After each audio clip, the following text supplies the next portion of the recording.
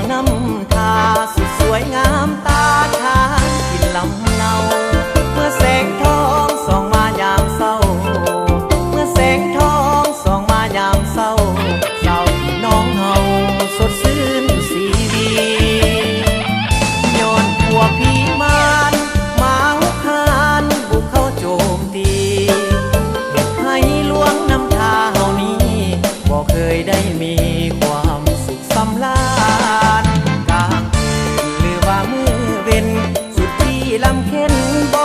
มีมือขาดทางพื้นดินและทางอากาศทางพื้นดินและทางอากาศสุดแสนอนาจุดเราเข้าพา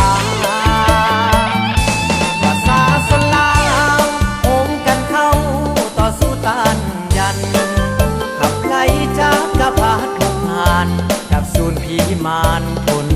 จากดินลาวย้อนการนำพาของพรรคที่สลาดสงสัยสาวหลวงนำพาคนไทยภาษาสุขใจทุกส่วนชาติเฮา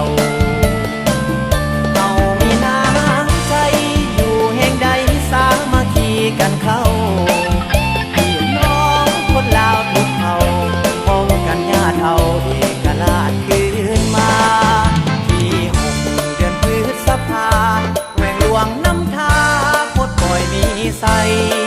ปี1962คนไทยปี1962คนไทยมีชีวิตใหม่สดใส